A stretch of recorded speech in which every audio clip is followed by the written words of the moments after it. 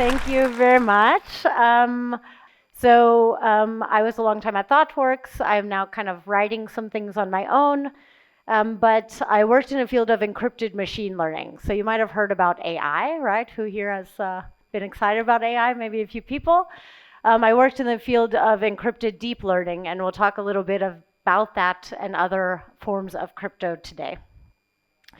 So in case you didn't hear, AI is really popular. People really like it. So it took ChatGPT 5 days to reach 1 million users.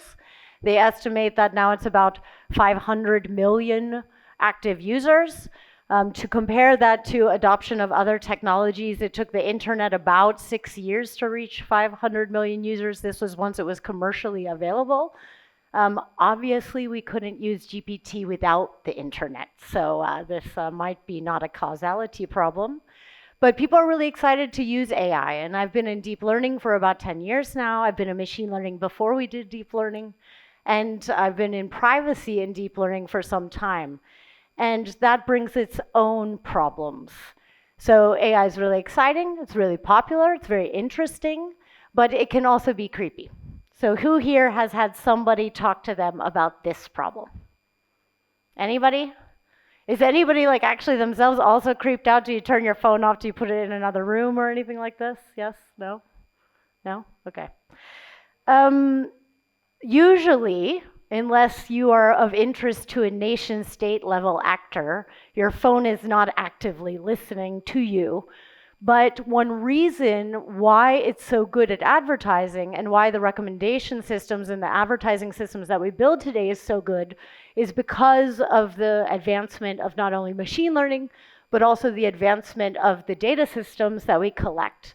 So building profiles, building population representation, and then combining that obviously with some sort of data stream from either your device or devices like you or devices similar to you.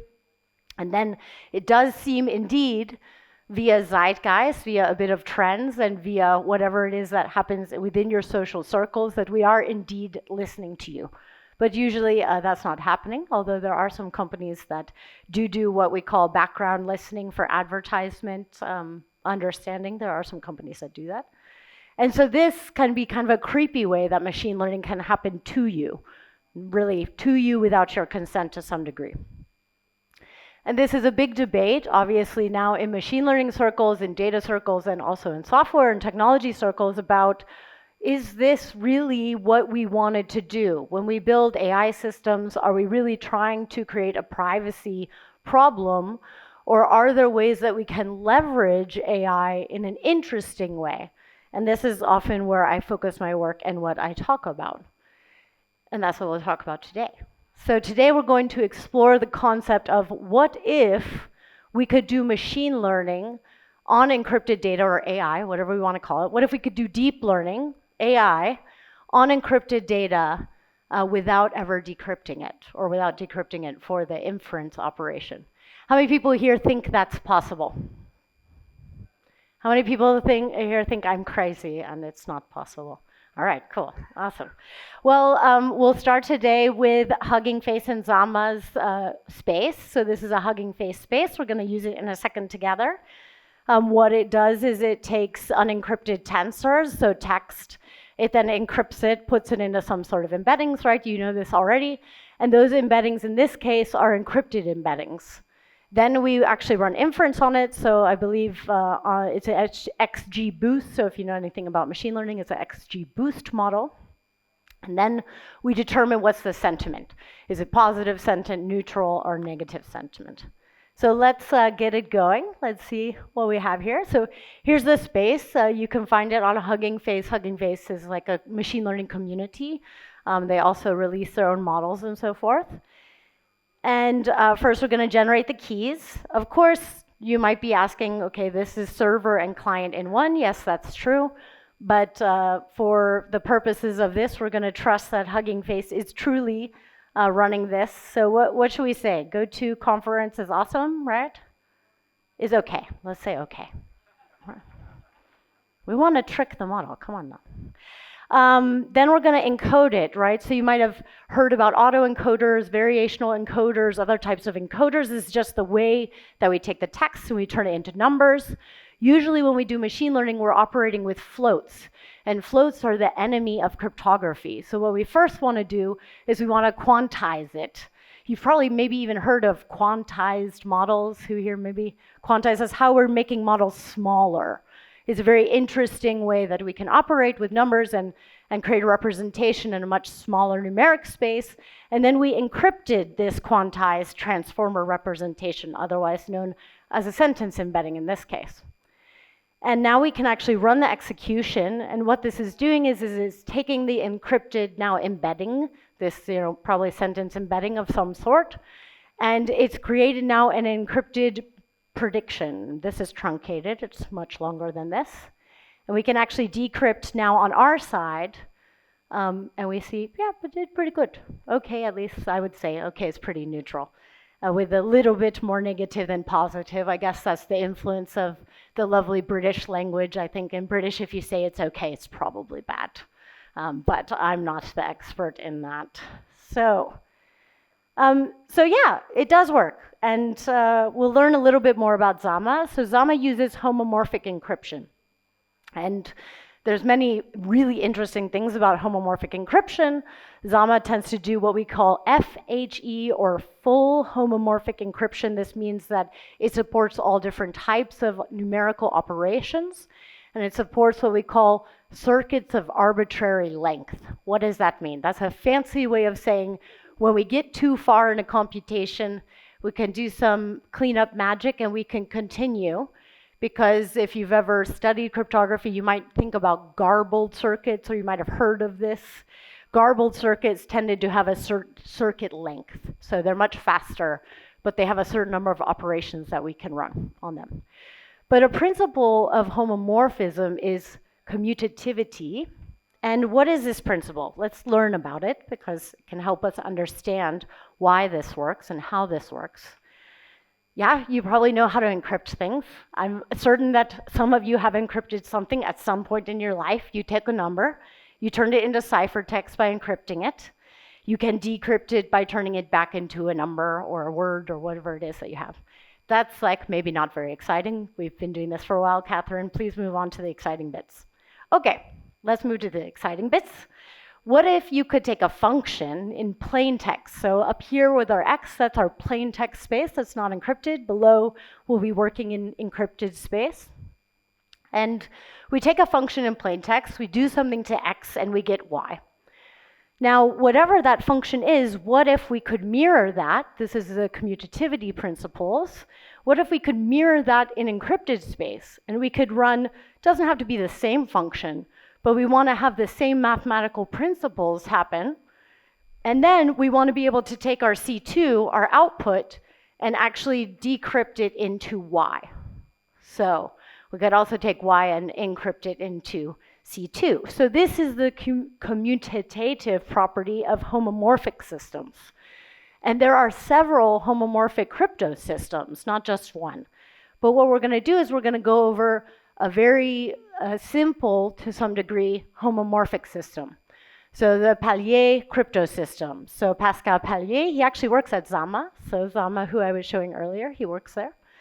And his crypto system is pretty simple. So we're going to go through it. And if you don't like math, it's okay. You can just either zone out for the next 90 seconds, or you can just go with me through it. We're going to try to break it down.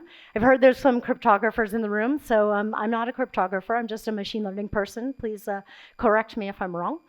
So we will take an encryption method. So here's our encryption function.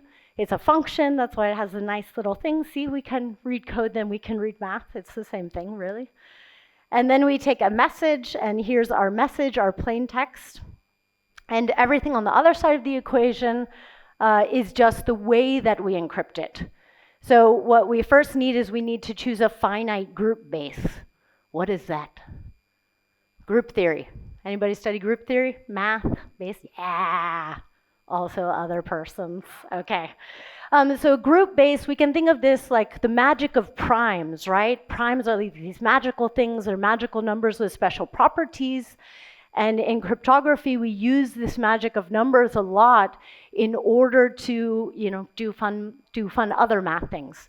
And the group base is basically a way of saying, I'm going to choose a group of numbers that have relationship to each other, and I'm going to choose a big enough group base, this finite group, that I can perform a bunch of mathematical operations within this group of numbers that's invited to participate, and I can make sure at the end that the math actually works out. So this is a property of certain types of groups that we use or exploit for cryptography. And then we also always have randomness. So we need randomness, otherwise it's not cryptography, it's just fun with math. But the randomness adds the security to the operation, because we would need to know some of this randomness, right, is some of the magic that happens with your private key and your decryption. So we need to know some things about this randomness, and we need to have the randomness, otherwise we don't have the security. And then related to our G, related to our group, we also need to have a modulus. And the modulus and the group have certain mathematical relationships, which allows us to encrypt and decrypt properly, but also supplies us, in this case, with the homomorphisms and this commutativity. And so these have this special relationship and need to be chosen as such. You can't just choose a random prime. You have to be a bit meaningful or put meaning into how you choose this. And when we take this and we encrypt two different messages, M1 and M2, we can then, of course, just do some basic mathematical operations on it. So here we're just regrouping, and we can see we've used the same G and the same N, so we don't actually need to modify those. Those are the same for both of the numbers that we encrypted or the messages that we encrypted. And then we can group things together. And at the end, if we take a look at the original equation and compare it to this, we end up, if we multiply two Pallier encrypted texts together, we get actually the result is an encryption of the first message plus the second message, which is pretty cool. Who wants to try it out? Yeah, I do. So you're going with me whether you would like to or not. So there is a door, and you can vote red at the end if you did not enjoy. Okay, so this is a Jupyter notebook. If you haven't seen them, there's like data people like me use these a lot. This is all in Python, and up above, just to let you know, you can look at this. Is open on the internet with accompanies my book, where there's a whole chapter on encrypted computation. But you can download these, you can play with them yourself. Above, basically, you can see the prime choice and the group choice. We have some encryption and decryption. We can generate keys. Oops. We can generate keys. We can sample randomness. We can take a message. We can turn it into ciphertext. So this is quite simple. This follows all the same principles. If you could read the equation, you can probably read a lot of these functions. And we can extract. So we can also extract the randomness. This is important again. Sometimes if we do homomorphic encryption operations, we want to validate with somebody else that they definitely should have access to the value or not. We can also do this by extracting the randomness and making sure that we know who sent what. And then we can add them. So we can see here that we use some ring operations. So if you ever think of modulus math, that we use a lot of that in the field of cryptography. And we use that modulus math then to essentially operate within this group, operate in a ring. And when we're operating in a ring, in this like finite space that we've defined, we can then make sure that we have the appropriate result at the end using our modulus operator. So here, for example, the adding the cipher is I take the cipher 1 times the cipher 2, and then I modulus the n squared. So very much exactly what you just saw on the slide before. And I can take two messages. I can sample randomness. That's important to do. And then I can create my ciphertext. I can add the cipher. I can get a result. And then I can decrypt and make sure that the message 1 plus the message 2 is the same. I can also subtract. So when we operate in a ring, when we do an inverse operation on a ring, we are subtracting. So we can go forward and add, and we can go reverse and subtract. Multiplication and division are a bit harder. And that's pretty neat. So we get the appropriate answer. And we can also do this with plain text. So we can take a plain text number, and we can either multiply it or divide it or subtract or add it using the same types of operations. And this is part of the partial homomorphism of a Pallier system. So all of this works. You can play with it too if you would like to. And perhaps maybe now you're starting to get some interest in how we could actually use this. So this is all cool math. How can we use this in real life? Well, let me give a brief recap before we move on to the next type of cryptography we're going to talk about today. Homomorphic encryption is, again, a property of a specific crypto scheme, as we might call it, or crypto system. And these crypto systems, they have to have these properties, and not all crypto systems have them, but many do. Not all, but many. Anyways, and where do they fit? They fit really, really well for kind of the example that we saw with the Zama use case. I have a piece of text. I would rather not send my text to everybody. I want to keep it for myself. I want it to be, to some degree, end-to-end encrypted, or I want to only share it with one person. And I want that person maybe to be able to decrypt it, but nobody else. And when we talk about this, this is where, like, coming from a privacy perspective, we might say that the data owner is different than the data processor. What does that mean? Well, it means kind of like this image here. I have my data, I want to encrypt it, I want to upload it to some sort of service in the cloud or on some other type of hardware, and then I want to download it. When I download it, it should still be encrypted, and only I should be able to decrypt it. So we can think of this as for medical processing, for bank processing, for any other type of sensitive data processing. We can create situations where the data doesn't need to be processed in plain text, where we can truly actually process the data and compute with it while it remains encrypted, and while that private key that's on the person's computer or on their device or something like this, that they can keep it encrypted and decide when and where and how they would like to decrypt that. And as you might imagine, dealing with very, very large primes and other types of operations like this is computationally expensive. This is not an easy operation on all computing systems. And similar to the problems that we have with AI training and other things like this, the compute that we engineered and built in the 80s is not exactly performant for the types of computations that we would like to run today.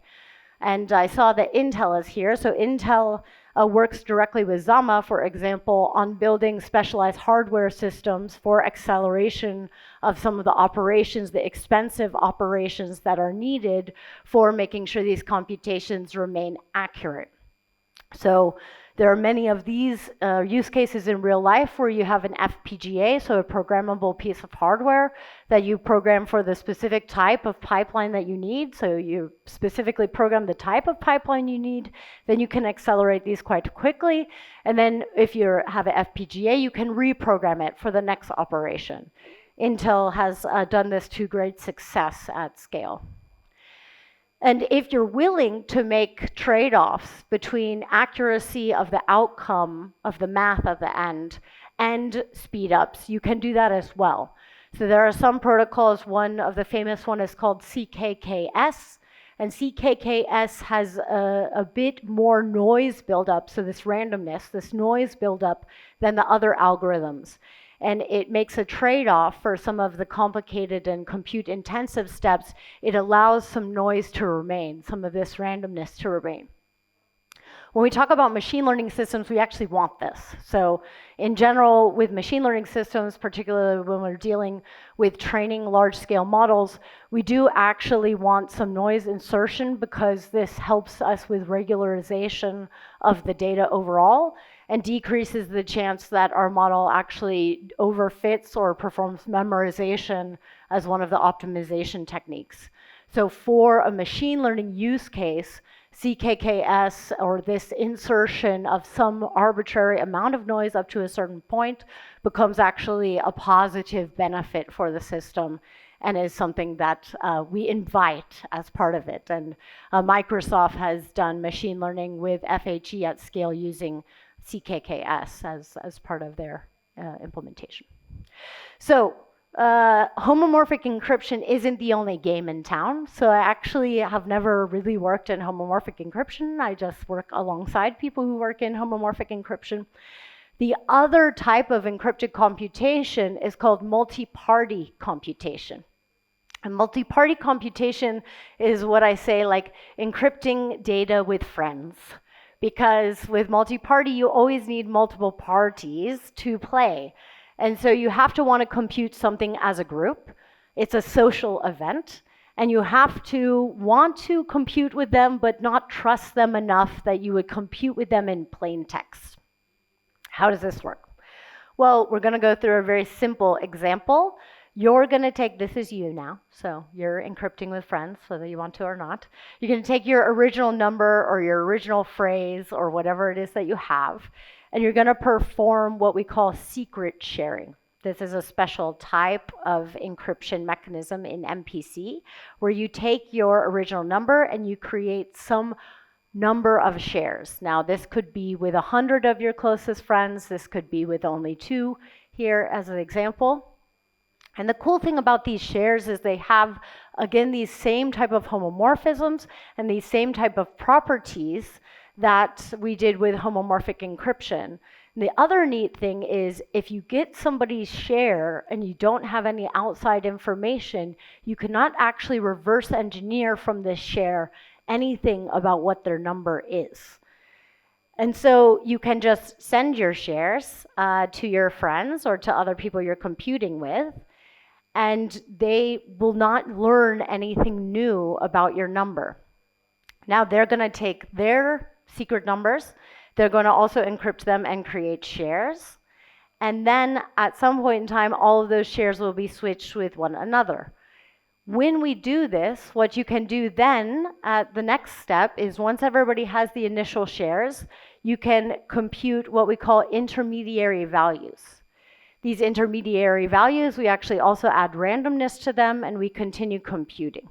We can do this at any number of steps because in MPC, unlike with HE, we actually don't have randomness built up. It is an extremely accurate computation.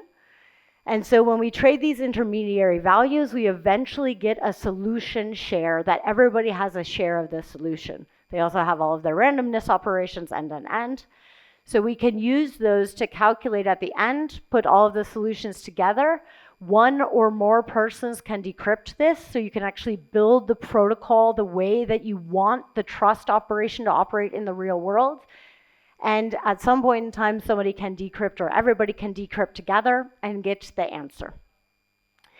And the thing that I really like about MPC and why I think it's so important to think about for machine learning and for really any other data use case is right now we have a very large amount of data about persons that's just being shared. And most of the time it's just being shared very openly with the thin veil of a contract, right? So I will certainly not use your data for any other purpose than this contract. And we have a legal means of enforcing that. And that's great. But what about technical means that we can take something like the construct of trust in the real world, the construct of a contract in the real world? Can we not use technology to then enforce that and build that into the actual system that we're building? So let's take an example. Maybe there's an e-commerce operator, and maybe there's a brick and mortar store. And perhaps these have either the same parent company or perhaps they're partnered in some way. And they would like to share data to figure out a seasonality model or a popularity model to do some sort of essentially inventory prediction or supply chain management or something like this. So if we have this, what happens today without encrypted machine learning is they just share the data. And so all of the purchase data is going from one company to the other and back, sometimes even with identities attached. And this doesn't spawn a lot of trust. And this also doesn't really represent, I think, what either company would want should they know of something else that's possible, of a way that technology can support the actual trust relationships that they have. And that's what we built. So I was on the team that built TensorFlow Encrypted, so the first deep learning encryption library that worked with TensorFlow and Keras. And later we released also open sourced Moose, which is a compiler for encrypted operations, any type of tensor matrix operations where you can use MPC protocols. And I'll talk about a few other libraries, but these were real use cases that we were able to often deploy in financial services settings where there was kind of high enough trust to build a model together, but low enough trust that they wanted to do so in an encrypted way. That's one example, but what are some other examples? Well, I'm very happy to be in Denmark because Denmark was actually the first place ever to run a large-scale encrypted auction. So the Danish Beat auction ran a large-scale encrypted auction where they could also have a participation threshold and where everybody could send their bids in encrypted form. We could then compute in an MPC environment. I think it was server-assisted MPC, which means we can share the shares across a series of servers that were set up. And then at the end, we can calculate which one is the highest bid and only then decrypt. So everybody else's bids remain encrypted and remain secret. So this is pretty cool. And you can do this with a participation threshold. You can do this so that if a certain amount of people drop out, you actually you're not allowed to compute the answer at the end. So this is kind of an interesting way to model democratic process, right? Participation as a requirement for how we compute things. And I think about this often in, are we building computers that reflect the social systems that we have? And I think in cryptography, this is a core part of what is done. We can do private inference. So as we talked about, what if you want to send a medical photo or some other photo, some other validation of your identity to a service? You would like it to validate that indeed the photo or the document or whatever is what you say it is without actually looking at it, and then return to you, yes, you're allowed to go here, or here's your new account number, or whatever it is, right? So this homomorphic encryption or even homomorphic encryption and processing, not even needing to do machine learning, is one way that we could do what we call private inference. So the ability to process the data or make an inference or a prediction on encrypted data without decrypting it. There's private query or lookup. So in a lot of nation state level security, we have the need to perform a database or document query without ever allowing anybody to know who queried it and what was queried. So if you ever work at like a state level security, you've probably heard of this, but also I think it's becoming also more popular in other types of lookups where, let's say you want to build a RAG system. So everybody's building a RAG system. So let's say you want to build a RAG system or you want to create a vector database of your documents. And let's say you want to have other people be able to query it. But let's say they don't want to query it in plain text. They want to send over an encrypted query and see if you have any documents that are interesting or match a certain similarity to the documents that you have. Well, people have now built encrypted RAGs that allow these queries to connect multiple like academic library systems and allow people to query the other systems while sending encrypted systems.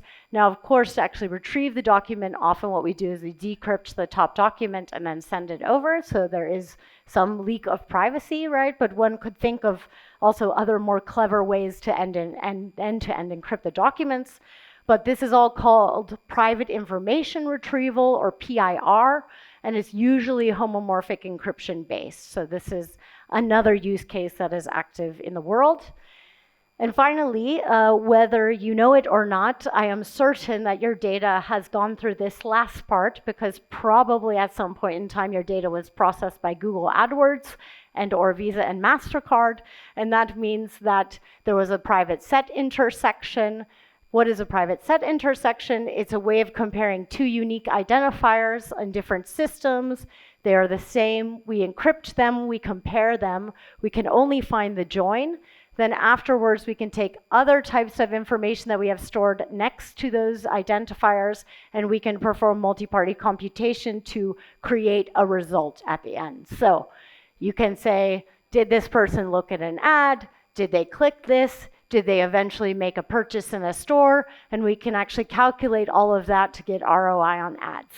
I am not saying that that is not creepy. I am just saying that is a use case for you as another one. So how can you get started with encrypted computation? Well, iOS just announced that new iOS devices will support Swift homomorphic encryption.